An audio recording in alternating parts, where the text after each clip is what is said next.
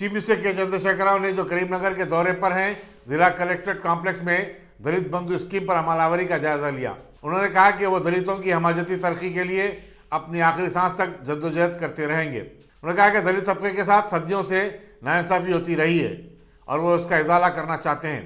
उन्होंने समाज के दीगर तबका से भी अपील की कि वो दलितों की समाजी और माशी तरक्की के लिए हुकूमत के साथ ताउन करें। चीफ मिनिस्टर ने अपनी हुकूमत की तरफ से शुरू करदा मुतअद्दिद फलाही स्कीमों का तस्करा किया और कहा कि रियासत तरक्की की मंजिल पर गामज़न है।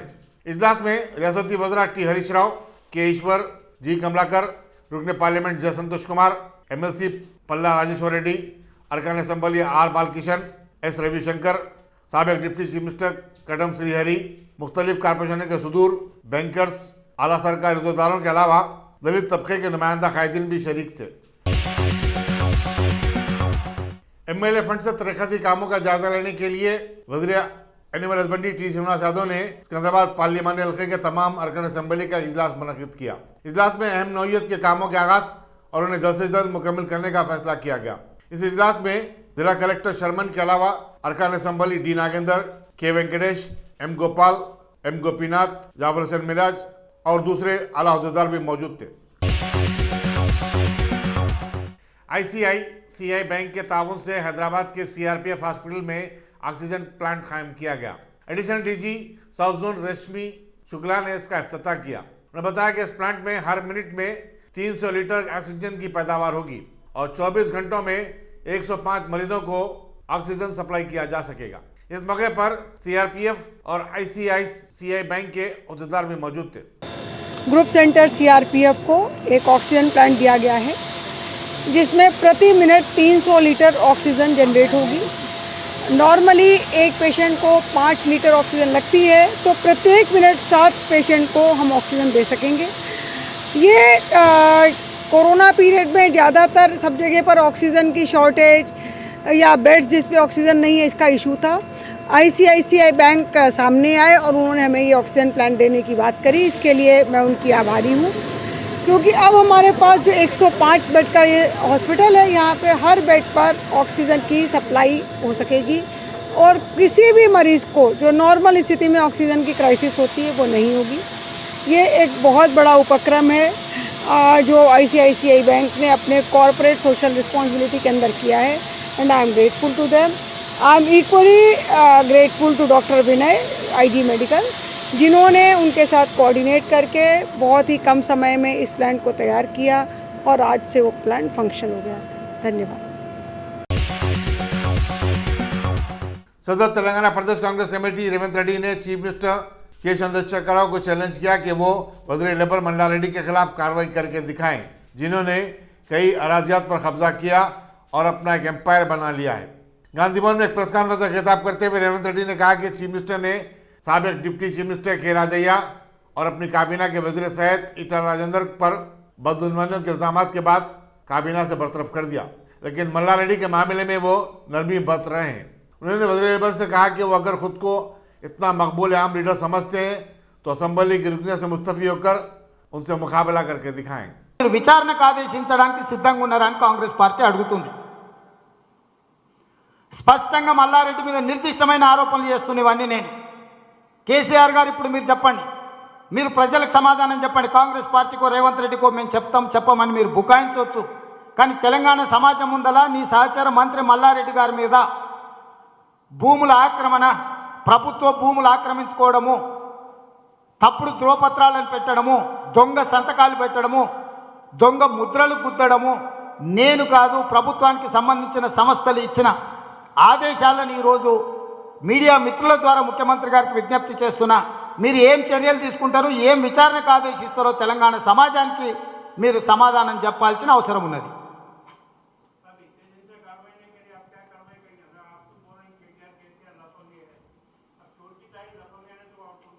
जब तक चोर नहीं पकड़ा जाएगा तब तक ये ऐसे ही चलेगा। इसीलिए आप चोर को आम जनता के सामने लेकर आए।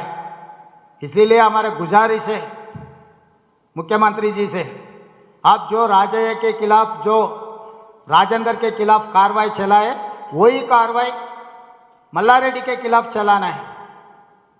अगर आप सच आप ईमानदार है तो आप सामने आना, इनके खिलाफ जो हम ये पूरे कागजात दिखा रहे हैं, पूरे कागजात और बहुत सारे हैं, उसके बारे में मैं केसीआर साहब को एक ही गुजारिश है, अगर आप ईमानदार है तो इनके साथ में हिस्सा बांट नहीं लिए तो, इनसे अगर कमीशन आपको नहीं मिले तो आपके ईमानदारी अभी दिखाने का वक्त आए। इसीलिए हम सरकार से यही हम कोशिश कर रहे हैं कि आप इनके जांच कराओ। हम लोग ये पूरा कागजा केसीआर को दे देंगे। अगर आप विजिलेंस एंड एनफोर्समेंट या नहीं है तो एसीबी वाले को आप जांच करने के लिए आदेश दे दीजिए, हम पूरा कागज वहां दे देंगे।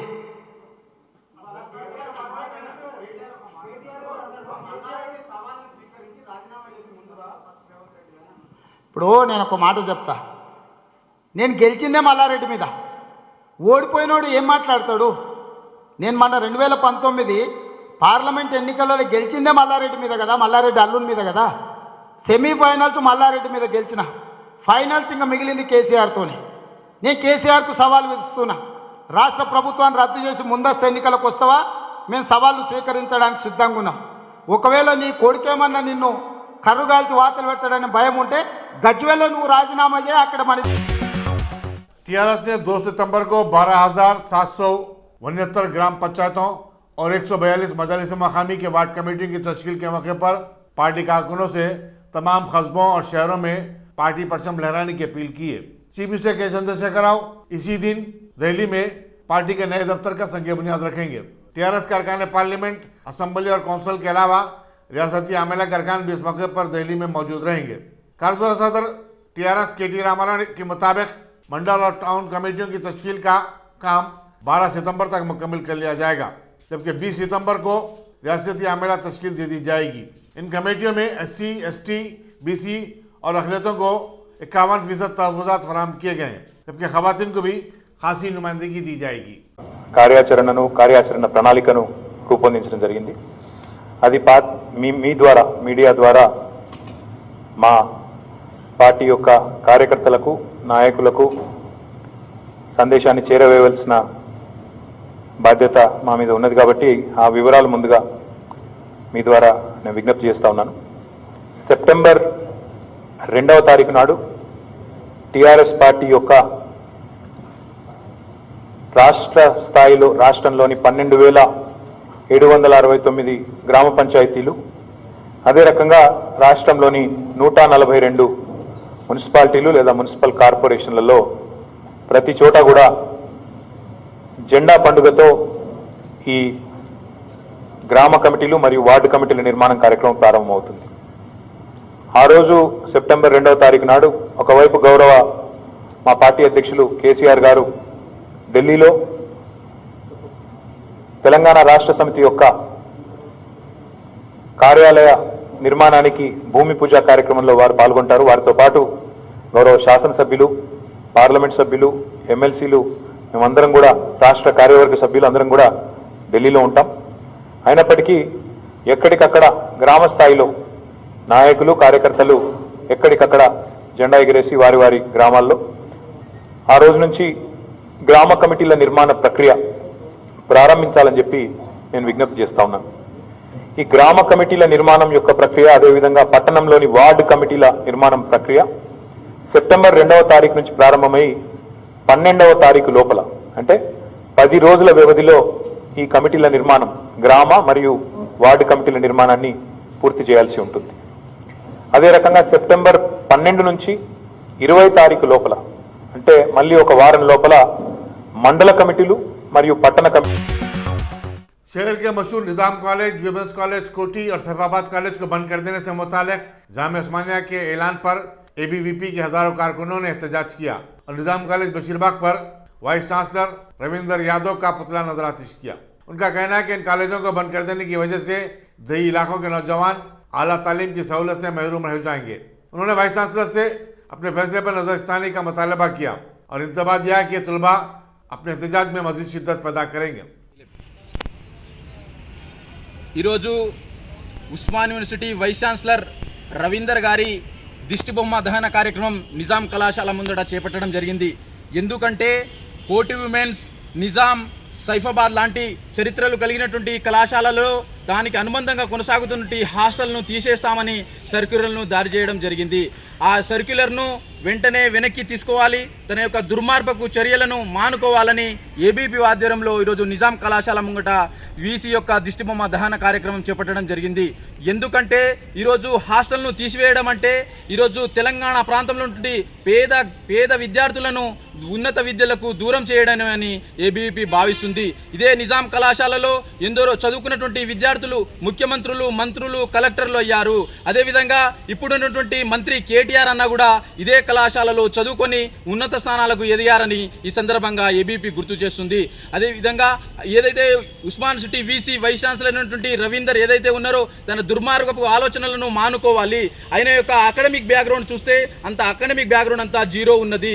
తన అకాడమిక్ బ్యాక్గ్రౌండ్ అంతా జీరో ఉండడం కారణంగా పైరవీలు చేసుకొని ఈరోజు వైస్ ఛాన్సలర్ పదవిని ఆయన తెచ్చుకోవడం జరిగింది. సరే, పైరవీలు చేసుకొని తెచ్చుకుంటేవి, కానీ నువ్వు దృష్టి సారించిన అంశాలు ఏంటంటే మంచి విద్యను కొనసాగించడం, మంచి అకాడమిక్ వాతావరణం కొనసాగించడం, యూనివర్సిటీలలో దాని అనుబంధ కళాశాలలలో మంచి రీసెర్చ్ను ప్రోత్సహించాలి. కానీ ఈరోజు నువ్వు హాస్టల్ను తీసేస్తానడం, ఇదైతే యూనివర్సిటీ ల్యాండ్స్ ఏదైతే ఉందో దానికి లీజులకు ఇచ్చి కార్పొరేట్ వ్యవస్థలకు అమ్ముడుపోవడం, దీనిని ఏబీపీ తీవ్రంగా ఖండిస్తుంది.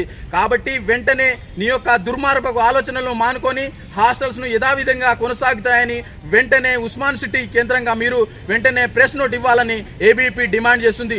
లేని పక్షంలో నిజాం కాలేజీ, కోటి విమెన్స్ కాలేజీ, సైఫాబాద్ కాలేజీ నుంచి వందల మంది విద్యార్థులు నీ వీసీ ఛాంబర్ను ముట్టడించి నీ మెడలు వంచి హాస్టల్ను సాధిస్తారని ఈ సందర్భంగా ఏబీపీ డిమాండ్ చేస్తుంది. मसाजिद की हकपाशी और तामीर के लिए वक्फ बोर्ड की तरफ से फंड की अजराई में टालमटोल के खिलाफ मस्जिद कमेटियों के जिम्मेदारों ने दफ्तर वक्फ बोर्ड पर ज़बरदस्त एहतजाज किया। एहतजाजियों ने सदरनशीन वक्फ बोर्ड मोहम्मद सलीम से मुलाकात करने की भी कोशिश की, लेकिन बोर्ड के अमले और सिक्योरिटी गार्ड्स ने उन्हें मोहम्मद सलीम से मिलने से रोक दिया। मुजाहिरीन के साथ तल्ख व तुर्श लहजा भी इस्तेमाल किया गया। एक मरहले पर एहतजाजियों और वक्फ बोर्ड के अमले के माबैन तू मैमे और हाथापाई की नौबत आ गई थी। एहतजाजियों का कहना है कि वो मसाजिद की बिला मुआवजा खिदमत कर रहे हैं। मोहम्मद सलीम ने फंड्स की अजराई का ऐलान तो कर दिया, लेकिन ये फंड्स अब तक उन्हें नहीं पहुंचे, जिसकी वजह से मुसल्लियों और मस्जिद कमेटियों के दरमियान गलत फहमियाँ पैदा हो रही हैं और ये झगड़े का सबब भी बन रही हैं। कर रहे क्या दुनिया के बार बार पैसे, दुनिया का सैंक्शन मजा आ रहा साहब, परेशानी हो रही, 5 लाख का खर्चा आ रहा साहब, बड़ा बताओ, हम लोग भीख दे रहे, हमारे घरों को दे रहे, आके देखो, चेक करो साहब, चेक करो साहब, चेक करो, चेक करके मांगे मसला हो रहा नहीं हो रहा, देखो सही है नहीं है। जोर से बात करके क्या जताना चाह रहे हैं? कुछ भी नहीं जताना चाह रहे, जोर से आवाज करना होता मेरे को, इसलिए आवाज नहीं, तकलीफ हो रही मेरे को, तकलीफ हो रही है। आपको तनख्वाह मिल रही, काम कर रहे साहब, आप मैं बगैर तनख्वाह के मारे मामला कर रहा हूँ, मैं अल्लाह को राजी करने के लिए काम कर रहा हूँ, मैं अल्लाह को राजी करने के लिए काम कर रहा हूँ, समझे ना? किताब भी चली बंदामी हासिल करी हमारे खिदमत करके, बंदामी हासिल करी। क्या है पब्लिक एम्प्लॉय है तुम, हमारे नौकर है तुम, हमारे नौकर है साहब। देखो ना क्या बोल रहे हो, ढकल की बात कर रहे हो, ढकल रहे हो, क्या समझ रहे आप? सही से तुम्हारे को हमारे पास पब्लिक के पैसे से जीते, पब्लिक कर रहे हो तुम, तमाशा कर रहे हो आप। नहीं क्या बोल रहे हो, ढकल साहब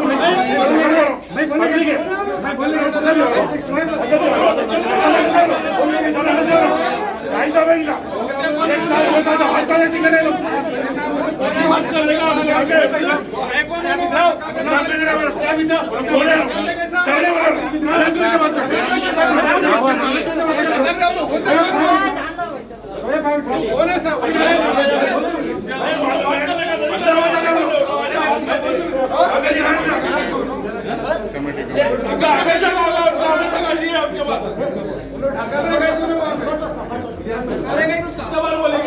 अरे बाहर के गुजर रहे तुम, बाहर के गुजर अंदर आओ जरा। कम्युनिस्ट पार्टी ऑफ इंडिया ने अवामी शोबे के इदारों को खांगिया ने मरकजी हुकूमत के फैसले पर शदीद तनकीद की और कहा कि हुकूमत के फैसले के खिलाफ 20 से 30 सितंबर 19 सियासी जमातें एहतजाजी प्रोग्राम मुनज़्ज़म करेंगी। CPI की आमिला के इजलास के बाद सेक्रेटरी नारायणा ने कहा कि बीजेपी करप्शन का एक नया दरवाज़ा खोल चुकी है, जहां खुलेआम सरकारी इदारों को लूट लिया जा रहा है। उन्होंने कहा कि हुकूमत ने 2.5 लाख करोड़ रुपये मालियती विशाखापट्टनम स्टील प्लांट को 52,000 करोड़ रुपये में फरोख्त कर दिया।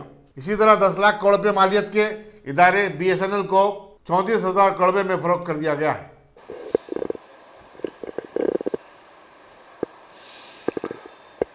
हमारा 2 दिन का एक दिन सेंट्रल सेक्रेटेरिएट मीटिंग, दूसरे दिन जो है ना स्टेट एग्जीक्यूटिव मीटिंग चला।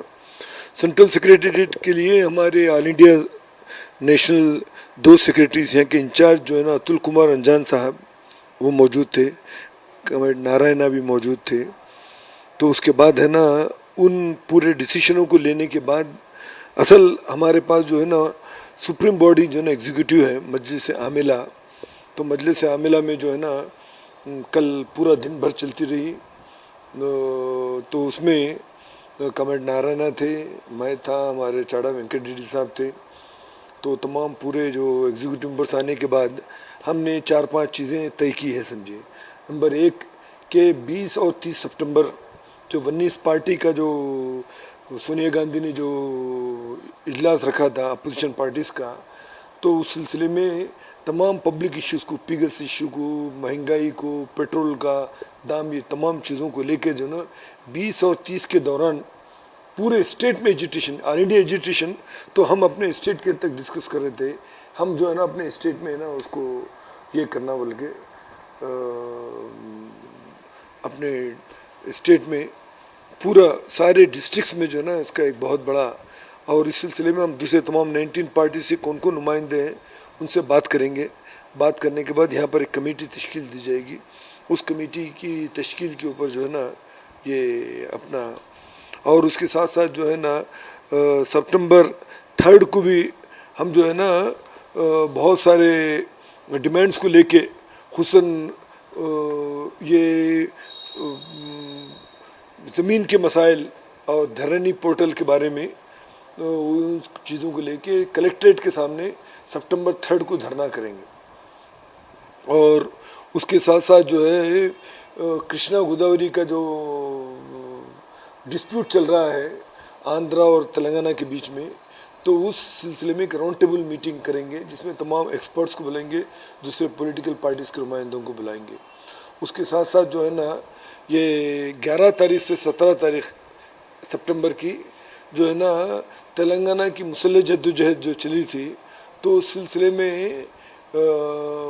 एक बस यात्रा जिसको ख़ुद हमारे स्टेट के सेक्रेटरी चाड़ा वेंकट रेड्डी साहब उसकी क़ियादत करेंगे। तो तमाम डिस्ट्रिक्ट्स का दौरा करेंगे, चूँकि आए दिन जो है बीजेपी जिनका इस मुसल्लह जहद से कोई वास्ता नहीं है, ना उनको आज़ादी की लड़ाई से वास्ता है ना यहाँ की इससे वास्ता है, मगर हर जगह जो है ना अपना जो है ना लोगों के सामने पोजिंग इनका ये कि ये सब उनकी वजह से हुआ, बल्कि पहले तो उनका वजूद नहीं था। और जो उसके बावजूद भी ये कहना कि तेलंगाना मुसल्लह जहद में उनका बहुत बड़ा रोल था, तो उनका कोई रोल नहीं है। तो लोगों को ये हिस्ट्री बताने के लिए कि इस मुसल्लह जद्दोजहद में हमारे 5,000 से ज़्यादा कामेड्स मारे गए। उस ज़माने में 10 लाख से ज़्यादा है ना जो ज़मीन थी देशमुखों से लेके और गवर्नमेंट की ज़मीन हम ज़मीन किसानों को और बेघर लोगों के दरमियान में हम तकसीम किए।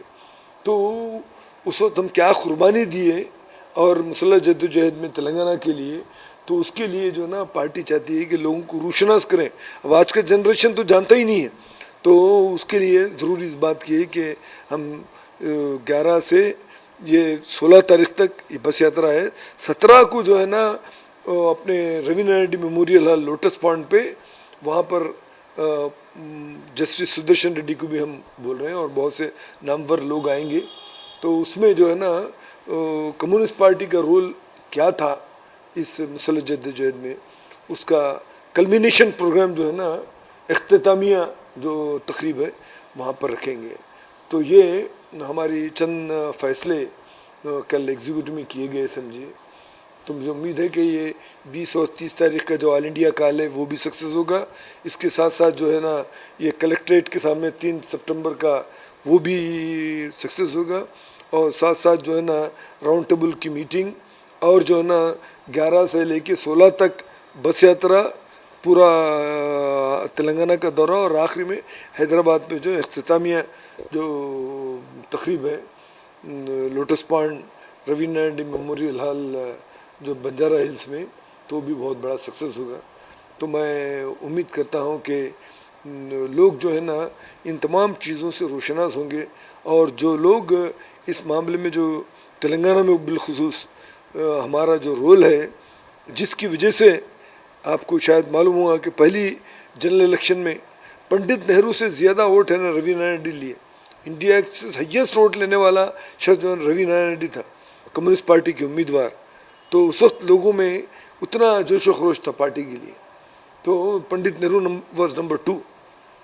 तो ये तमाम चीज़ें लोगों को, आज के जनरेशन को बिल्कुल मालूम नहीं है कम्युनिस्ट पार्टी क्या है, बल्कि पूछने वाले भी कुछ है।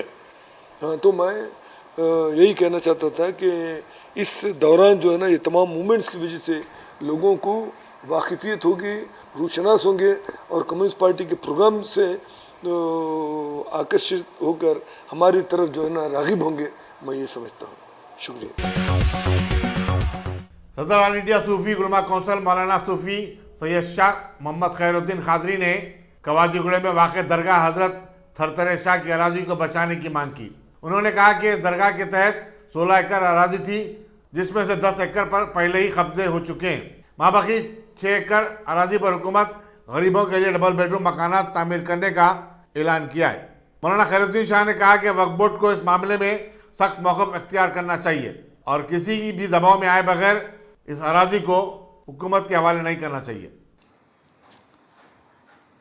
सिकंदराबाद कवाड़ीगुड़े के इलाके में जो ख़दीम ख़बरस्तान दरगाह हज़रत थरथरे शाह रहमतुल्लाह अलैह के तहत 15 एकड़ अराज़ी पर मुश्तमिल है और ख़दीम वहाँ पर ख़ुबूर भी मौजूद हैं। ये हमारे तेलंगाना के मुसलमानों के लिए एक अज़ाब इलाही से कम नहीं है, जो आज हम पर टीआरएस सरकार मुसल्लत हो गई है। और ये इक़्तिदार से पहले मुसलमानों के हुकूक़ की हिफाजत का ये वादा किए थे, लेकिन आज ये जितना हो सकता है उतना मुसलमानों के हुकूक़ को ये पामाल करते जा रहे हैं। और सैकड़ों एकड़ अराज़ी टीआरएस सरकार के दौर में वो लैंड ग्राबर के और ख़ुद हुकूमत के तसल्लुत में चले गई है। और अब जबकि कुछ बचे कुचे ख़बरस्तान रह गए हैं, तो आज टीआरएस सरकार की नज़र उन ख़बरस्तानों पर भी है। और ये इस वजह से है कि मुसलमानों के उनके जायज़ हुकूक़ को जो है ना रोका जा सके। और ये बावर कराने की कोशिश की जा रही है कि हम ये ख़बरस्तान की ज़मीन पर डबल बेडरूम तामीर करके मुसलमानों को देंगे। तो मैं टीआरएस सरकार से पूछना चाहता हूँ, क्या मुसलमानों को अलाट करने के लिए ख़बरस्तानों की ही ज़मीन जो है ना बची हुई है, आपकी नज़र में खटक रही है? इससे पहले जियागुड़े के ख़बरस्तान के लिए यही हरबा इस्तेमाल किया गया, लेकिन जब उसके लिए एहतजाज किया गया तो बाद रहे। और अब कवाड़ीगुड़े के ख़बरस्तान में वही खेल खेला जा रहा है। और वज़ीर अफ़ज़ाइश मवेशियान श्री नवाज़ यादव साहब, जो अपने आप को कल बहुत 30 मार खां बता रहे थे कि मैं 30 साल से हिफाजत कर रहा हूँ, हमारे श्री नवाज़ साहब, आप ज़रा अपने औकात में रहिए आप। और अगर आप हिफाजत करते तो वहाँ पर उस ज़मीन पर कोई मकान नाजायज़ नहीं बनता था। ये आपकी सरासर झूठ है और आपके दिल में जो मुसलमानों से दुश्मनी है वो आश्कार हो रही है। आप नहीं चाहते कि बाजू में जो डबल बेडरूम तामीर किए गए हैं उसमें मुसलमानों को दिया जाए, और ये ख़बरस्तान की ज़मीन का शोशा छोड़कर मुसलमानों के हक़ को आप जो ना ख़त्म करने की आपकी ये साजिश है। और दरे पर्दा आपकी साजिश नहीं बल्कि टीआरएस सरकार की ये साजिश हमको खुली नज़र आ रही है। और ये टीआरएस सरकार अब इतनी गिर चुकी है कि ख़बरस्तानों को भी जो है ना ये छोड़ने के लिए तैयार नहीं है। अब मुसलमानों को बेदार होने की ज़रूरत है। एक वक्त वो आने वाला है कि जब हमको दफन होने के लिए 2 गज़ ज़मीन बाकी नहीं रहेगी। अगर हम केसीआर के झूठे वादों के ऊपर यकीन करते हुए हम इंतज़ार करते चले जाएं तो हमारे मसाजिद और ये ख़बरस्तानों का ये नामो निशान मिटा सकते हैं और हर तरह से ये मुसलमानों को पसमानदा करते जा रहे हैं। ले दे के एक मुसलमानों की मईशत का एक वाहिद इदारा था वक्फ बोर्ड। आज ये वक्फ बोर्ड को तकरीबन जो है ना ख़त्म किया जा रहा है और उसके लिए नापाक कोशिश की जा रही है। अब मुसलमानों को बेदार होने की ज़रूरत है और ये टीआरएस सरकार और चीफ मिनिस्टर पर ख़तई भरोसा नहीं किया जा सकता। मुल्क की 75वीं आज़ादी की मसरत में free press editors and journalist federation का सहाफ़ियों का छठा मुशायरा हफ्ते 28 अगस्त 8 बजे शब उर्दू मस्कन खिलवत में मुनक़िद होगा। सदर फेडरेशन ताहिर रुमानी सदारत करेंगे। इस मुशायरे में सहाफ़ी शोरा के अलावा शहर के मदू शोरा भी अपना कलाम सुनाएंगे। आवाम से शिरकत की ख्वाहिश की गई है। डॉक्टरों की लापरवाही की वजह से एक जच्चा की मौत का वाक़या ब्लिस हॉस्पिटल मेहदीपट्टनम में पेश आया। तफसीलात के मुताबिक बाजारघाट की रहने वाली 30 साला मरियम सुल्ताना को जच्ची के लिए मल्लेपल्ली के नूर हॉस्पिटल में शरीक करवाया गया था, जहां उसने एक लड़की को जन्म दिया। जच्ची के बाद मरियम सुल्ताना की तबीयत बिगड़ गई और डॉक्टरों ने उन्हें मेहदीपट्टनम के ब्लिस हॉस्पिटल को मुंतकिल करने का मशवरा दिया। मरियम सुल्ताना के शौहर इरफान ने बताया कि माबाज जच्ची पेचीदगियों की वजह से मरियम सुल्ताना का काफ़ी खून बह गया था और डॉक्टरों ने 30 से 40 पैकेट खून लाने को कहा, लेकिन इससे कबल ही वो दवाखाने में जानबर ना हो सकी। मरियम सुल्ताना के रिश्तेदारों ने डॉक्टरों की लापरवाही और गफलत पर शदीद एहतजाज किया। पुलिस ने वहां पहुंचकर मामले का नोटिस लिया और दवाखाने के खिलाफ आसिफ नगर में एक मुकदमा दर्ज किया गया। आगे की तहकीकात जारी हैं। मैं मल्लेपल्ली ए बैटलियन में रहता हूँ। सुबह में मेरी वाइफ की डिलीवरी का टाइम था, तो नूर हॉस्पिटल में हमला सजेस्ट कर रहे थे, जैसा हमेशा की तरह 5th डिलीवरी हमारी वाइफ की वहीं पर थी। हॉस्पिटल में डिलीवरी के टाइम पे हमारे वाइफ की कंडीशन बिल्कुल सही थी 100%, बच्चा भी सेहतमंद पैदा हुआ। लेकिन हॉस्पिटल डिलीवरी हो गया, ऑपरेशन से हुआ मसला। उसके अंदर क्या बोलते फैमिली प्लानिंग का भी ऑपरेशन था। जब से उनकी तबीयत को क्या हो गया कि सर्जरी में क्या गलती करेगी वो लोग, फिर 3 घंटे तक ऐसे ही हम लोग को मुसलसल फिराते गए, ना बच्ची से मिलने दिए ना किसी से मिलने दिए। फिर उसके अंदर डॉक्टर डायरेक्टली उनकी मर्ज़ी से ब्लिस हॉस्पिटल मेहदीपट्टनम गुड़ी मलकापुर के करीब में सजेस्ट करे कि वहाँ पे लेके जा रहे हैं, वहाँ पे ट्रांसफ़र करेंगे अपन बच्ची को लेके आके, वहाँ पे सही होगा कंडीशन बोले लेके आके इधर भी सेम वैसे लेके आए, डॉक्टर के साथ लेके आए, ब्लड मंगाए, दुनिया का ब्लड मंगाए, 75,000 का ब्लड मंगा लिए बाद में अभी बताते बोल के बच्ची को बता रहे भी नहीं। फिर फाइनली 12 साढ़े 12 बजे के टाइम पे बोल दे रहे कि बच्ची वेंटिलेटर पे सांस पे है। अब टोटली बीपी डाउन है उनका और हार्ट बीटिंग हाई है, अब कुछ भी नहीं कर सकते बोल के हाथ तो उठा दिए लोग। अब हम लोग जब डिलीवरी अल्हम्दुलिल्लाह अच्छी थी और बच्चा भी अच्छा सेहतमंद पैदा हुआ। अब नूर हॉस्पिटल में एकदम क्रिटिकल कंडीशन में आ गए, ब्लीडिंग शुरू हो गई बोल के, ऑपरेशन कंडीशन में थे, बहुत ज़्यादा ब्लीडिंग हो रही बोल के यहाँ पर बड़े हॉस्पिटल में थोड़ा जाना बोल के बोले, तो ब्लिस हॉस्पिटल मेहदीपट्टनम पे लेके आए और डॉक्टर अर्जुमंद के हाथ पे हुई ये सर्जरी पूरी। अच्छा, फिर उसके बाद में यहाँ पर लेके आए मेहदीपट्टनम के पास जो ब्लिस हॉस्पिटल है, उसमें डॉक्टर हनीफ के हाथ पे हुई थी सर्जरी। 3-4 घंटे उधर फिर आए, 3-4 घंटे इधर फिर आए, आखिर में फाइनली बोल रहे कि आजम डॉक्टर क्या है। बच्चे की सेहत कैसी है अभी? जी, बच्ची के बॉडी के ऊपर गैर जरूरी निशाना है, इसके ऊपर पूरे बॉडी का कलर पूरा ब्लैक हो गया। इसके ऊपर कुछ ना कुछ वाला सर्जरी में जब बच्ची का डिलीवरी था जब भी फॉल्ट में करे कुछ ना कुछ। ये ऑपरेशन से हुई डिलीवरी? हाँ, 5th डिलीवरी ऑपरेशन से हुई। ऑपरेशन बच्चे की सेहत कैसी है? अल्हम्दुलिल्लाह अच्छी है बच्चे की सेहत। तो अभी आप अभी कंप्लेंट दे रहे हैं इसके ऊपर? आप कंप्लेंट देना है पुलिस से, क्या बोलते हैं, पूरी उम्मीद है, भरोसा है कि कुछ ना कुछ सही फैसला होगा हमारे हक में।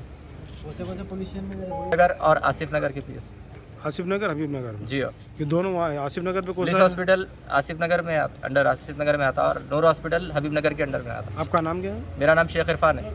कहाँ रहते हैं? मल्लेपल्ली ए बैटलियन जी। आज कब करे थे इनको एडमिट? आज सुबह में 8:30 बजे, सुबह 8:30 को मॉर्निंग, सुबह 8:30 को करा। आप ट्रीटमेंट वही हो रहा था उनका शुरू से? वहीं पर बता रहे थे, रेगुलर ट्रीटमेंट था। दोनों वाइफ और बच्चे की कंडीशन अच्छी है बोल के बोल रहे थे हमेशा जब भी गए जब। अच्छा, फाइनली वहीं पर लेके आए, लेकिन डिलीवरी के टाइम पे ऑपरेशन पे कुछ ना कुछ गड़बड़ कर दिया। कितने बजे हुआ ऑपरेशन? ये 12 साढ़े 12 के दरमियान में हुआ। ब्लड चढ़ाया तो ब्लड चढ़ाया बोल के बोले, लेकिन कंडीशन पूरी टोटली वहीं पे कोलैप्स हो गई। कितने पैकेट मंगाए आपसे ब्लड? हुआ टोटल तकरीबन 40 के करीब 40 पैकेट अलग अलग क्या क्या की जब वेंटिलेटर पे डेथ हो गई थी, डेथ हो गई बाद भी फिर जाके 2 लॉ बोले ब्लड के बॉटल्स हम लोग को फिर लेके आए, जाके भैया जाके फिर लेके आए। बात क्या बोल रहे, हम लोग कुछ भी नहीं कर सकते, आप लोगों को झूठी तसल्ली हम लोग नहीं देना चाह रहे बोल के वैसा बोले। अगर वैसा रहता था तो 12 बजे के टाइम पे हम लोग को निकल के क्या बोले ऑपरेशन सक्सेसफुल हो गया। बीपी खाली फ्लक्चुएट हो रहा, दूसरे हॉस्पिटल में अपन एडमिट करेंगे बोले। तो हम लोग कौन सा हॉस्पिटल पूछे, तो रिंची ने तो अपोलो बोले। ठीक है, हम लोग अच्छी बातें बोले वो। उसके बाद इन लोग क्या बोले, वो भी कर सकते हैं। तो हम लोग विश्वास तेज कर रहे हैं, कंप्लेंट कही बोलते आज के दिन हमारी बहन गई, कल के दिन किसी और की बहन नहीं जाना। कौन है आप? मजलिस के रुकन असम्बली अहमद पाशा कादरी ने मेहदीपट्टनम के ब्लिस हॉस्पिटल में एक खातून की मौत पर अफसोस का इजहार किया। उन्होंने दवाखाना उस्मानिया के मुर्देखाना पहुंचकर मरियम सुल्ताना के रिश्तेदारों से मुलाकात की और पुलिस से दवाखाने के इंतजामिया के खिलाफ सख्त कार्रवाई का मुतालबा किया। आसिफ नगर पुलिस स्टेशन के एरिया में ए बैटरी लैंड में पेशेंट रहते हैं, मरियम सुल्ताना, 30 साल उम्र है उनकी। और आसिफ नगर पुलिस स्टेशन की लिमिट में दवाखाना है कि नूर दवाखाना, वहाँ पर उनको डिलीवरी के लिए एडमिट किया गया था। मेरा डिलीवरी हो गई, बच्चा सही सलामत पैदा हुआ, लेकिन उसकी माँ के लिए, जच्चा के लिए क्या डिफ़िकल्टी थी पता नहीं, क्या दुश्वारी थी कि वो बच्ची की जो सो गलत ट्रीटमेंट करने से उनके लोगों का बोलना ये कि बच्ची की मौत हो गई। 30 साल की उम्र में ये चौथी या पांचवी डिलीवरी थी बच्ची की, पांचवी डिलीवरी थी। 4 बच्चे पहले से है उनको और ये 5वीं थी। बच्चा सेहत व सलामती के साथ है, जच्चा का इंतकाल हो गया। अब ये पेशेंट के लोगों का कहना ये है कि डॉक्टरों की कुछ गलती की वजह से ये मौत वाक़ई हुई। 2 हॉस्पिटल हैं सर, ब्लिस हॉस्पिटल भी है गुड़ी मल। तो उसके बाद वो दवाखाने से ये बॉडी को उधर शिफ्ट किया गया, कौन सी ब्रिफ हॉस्पिटल गुड़ी के दवाखाने के पास, गुड़ी मलकापुर के पास। फिर वहाँ से ये लोग गड़बड़ करने लगे, पुलिस को बुलाए। आसिफ नगर पुलिस आके वहाँ बॉडी को मार्चरी को शिफ्ट करी और ये लोगों का डिमांड है कि पोस्टमार्टम करा के जो भी उसकी गलती है उसके ऊपर एक्शन लेना चाहिए। चुनाचे आज यहाँ मार्चरी को आके मैं सुप्रीडेंट साहब से, उसके RMO साहब से बात किया और यहाँ की जो मैडम इंचार्ज है उनसे भी बात किया। हमारा ये बोलना ये है कि जो भी पोस्टमार्टम करे उनका नाम इनके पास होना चाहिए और एक मुद्दत के बाद यानी 8-10 दिन के बाद पोस्टमार्टम की रिपोर्ट आती है, वो रिपोर्ट की बुनियाद पर पुलिस एक्शन लेती, केस बुक करती। चुनाचे जो भी इसमें डिफ़ाल्टर रहेंगे उसके ऊपर कार्रवाई करने के लिए हम बता रहे हैं। और अब यहाँ पे जो मैडम इंचार्ज है पोस्टमार्टम के, उनको तवज्जो दिलाए। उन्होंने कहा कि मैं खुद करती, मेरा नाम नोट कर लीजिए, आप जब भी ज़रूरत है आके रिपोर्ट लीजिए। तो हम चाहते हैं कि दवाखाने में जो गलतियाँ हो रही वो नहीं होना। और ये पुलिस केस अक्सर लोग नहीं करते, पोस्टमार्टम पर तो भाग जाते, केसा नहीं करते, डॉक्टर बच जाते गलतियाँ करके। लेकिन ये लोग मज़ीद है कि पोस्टमार्टम करा के इसकी हक़ाइक़ का पता चलाया जाए कि आखिर बच्ची की मौत कैसे हुई। मेरा लिए अब पोस्टमार्टम शुरू कर रहे हैं। इंशाल्लाह पोस्टमार्टम की रिपोर्ट 1 हफ्ते 10 दिन में आने के बाद इस पर एक्शन लिया जाएगा। उसके जो भी कार्रवाई है पुलिस को, वो कार्रवाई पुलिस करेंगी। शुक्रिया। बंदलागुड़ा में जुमा के अवलिन सातों में एक वॉचमैन हमीद का उसके दोस्तों ने कत्ल कर दिया। पुलिस के मुताबिक मकतूल ने अपने दोस्तों के साथ रात भर शराब नोशी की और समझा जाता है कि उन्होंने किसी बात पर वजनी पत्थर डालकर हमीद का कत्ल कर दिया। मकामी लोगों ने हमीद की नाश पाए जाने पर पुलिस राजेंद्र नगर को इत्तला दी, जिसने वहां पहुंचकर नाश को पोस्टमार्टम के लिए रवाना किया और मसरूफ़ तहक़ीक़ात है। वालेकुम, मेरा नाम सैयद मुकरम है, मैं मरहूम का बड़ा भाई हूँ। मेरे को रात में फ़ोन आया, मेरी भावत फ़ोन करे कि ऐसा भाई का इंतकाल मर्डर होगा, ऐसा कर डाले। पुलिस वाले आके शिनाख्त को लेके गए मेरे को, बोले। फिर मैं भाइयों को जमा करके उस्मानिया गया। उस्मानिया से फिर मेरे को PS को बुलाए, PS को आया। मैं आने के बाद जो साहब जो सो मेरे को अच्छा कोऑपरेट करने के बाद जो सो, और मेरे भाई को जो सो 1 से 2 जने नहीं मार सकते, 6 से 8 जने मारे, गैंगवार करे उसके ऊपर। और जो सो हाथ भी निकल गया उसका, अकेले नहीं मार सकते, तो अकेला इन्हें डिफेंस कर लेता था। 1-2 जने भी रहते हो साहब, हमको भरोसा है कि ये लोगों को और अरेस्ट करो, लोगों को और कौन है इसके पीछे, मर्डर के पीछे वो लोग होना हमको साहब। बस हमारे से यही गुजारिश है, महमूद अली साहब से यही गुजारिश है, सख्त से सख्त कार्रवाई करो मर्डर केस के बारे में। आए दिन मर्डर बहुत हो रहे हैं साहब। नहीं कुछ नहीं था, दुश्मनी किसी से नहीं थी, किसी से लड़िए भी तो नहीं, पी के खा के दूसरे दिन माफ़ी चाह लेते थे। वैसा भाई था मेरा, एकदम उसकी बहुत बुरे तरीके से हत्या कर दिया। 1 से 2 जने नहीं कर सकते इसको साहब, गैंगवार करे हुए इसके ऊपर, 8-10 जने मारे हुए इसको। मुंह पे गनेड है, हाथ काट डाले उसका, कमर में चाकू अटका डाले। कत्ल की वजह क्या है? कत्ल की वजह क्या आज तक नहीं मालूम। खाली आके एक जना सिलेंडर होगा तो एक जने को बुक कर, और भी उन लोग होना इसके पीछे, मर्डर के पीछे और लोग आए। स्टाफ हमारे बस यही से हमारे से। साबिक वज़ीर शब्बीर अली ने मकसूद अली को कामारेड्डी डिस्ट्रिक्ट कांग्रेस कमेटी के शोबे अक़लियत का नायब सदर नशीन मुकर्रर किया है। पार्टी के दफ्तर में उन्होंने मकसूद अली को तकर्रुरनामा हवाले किया।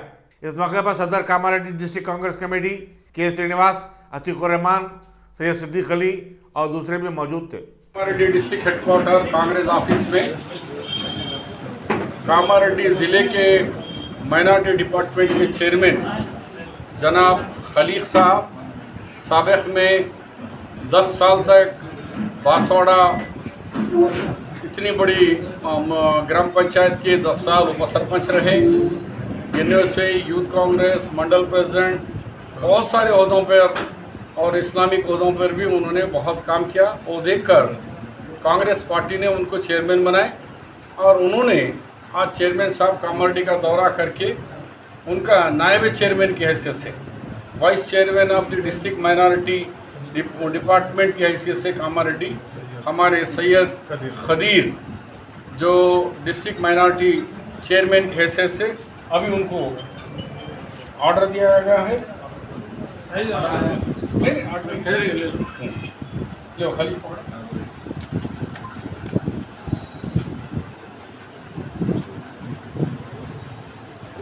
इनको भी मुबारकबाद देते हैं और हमें उम्मीद है कि कामारेड्डी ज़िले में और 4 कॉन्स्टिट्यूंसी कामारेड्डी, एल्लारेड्डी, बांसवाड़ा, जुग्गल में हमारे खलीक साहब के साथ खदीर साहब फिर के कामारेड्डी की हद तक ही नहीं है, पूरे डिस्ट्रिक्ट का है, साथ में घूम के पूरे डिस्ट्रिक्ट में माइनॉरिटी की कमेटी मजबूत करेंगे। और यहाँ के चेयरमैन जो है हमारे सिराज भाई, वो भी बहुत ही एक्टिव है और काफ़ी उन्होंने भी काम कर रहे हैं और काम करना है। और जब भी आप प्रोग्राम लगाएंगे डिस्ट्रिक्ट के सदर को, वाइस चेयरमैन को बुलाइए, मिलके सब माइनॉरिटी के साथ काम करेंगे। और इसके अंदर आज के सदर डिस्ट्रिक्ट हमारे कैलाश श्रीनिवास साहब भी है और मेहमान खुसूसी हमारे बालराज साहब मेहमान खुसूसी आए हुए हैं जो बांसवाड़ा से 2 दफ़ा MLA को कॉन्टेस्ट किए। उसके साथ साथ हमारे सरवर सैयद अनवर साहब फ्लोर लीडर हैं और कामारेड्डी म्यूनसिपालिटी के टाउन यूथ कांग्रेस के प्रेसिडेंट गुड़गुला सीनू है हमारे यूथ, और हमारे म्यूनसिपल काउंसलर शिवा है। हाँ ठीक है, तो यानी मेरे सब भतीजे होते उम्र में हिसाब से, मेरे इलियास के साथियाँ हैं सो, और कैलाश सीनू को हमारे को सबको हमारे को भतीजे होते।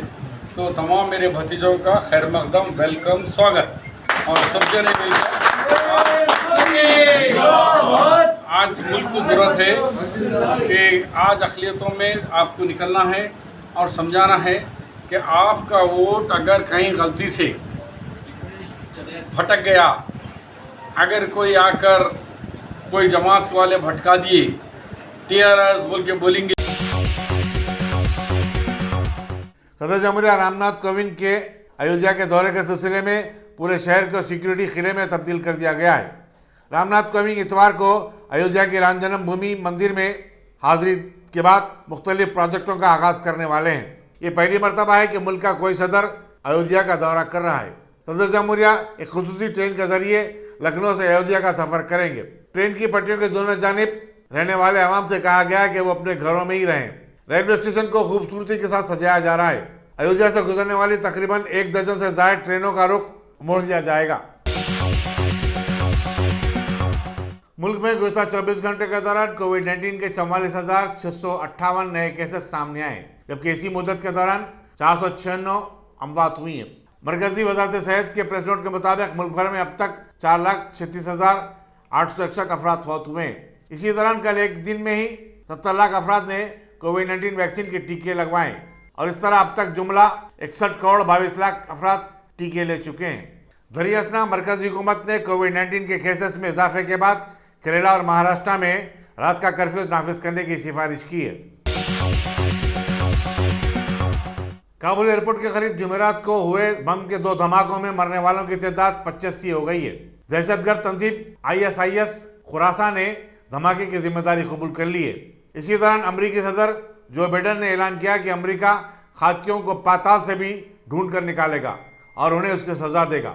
व्हाइट हाउस में एक प्रेस कॉन्फ्रेंस से खिताब करते हुए जो बाइडेन ने कहा कि इस धमाके में अमरीकी फौज के 13 जवान हलाक और 18 दूसरे जख्मी हो गए।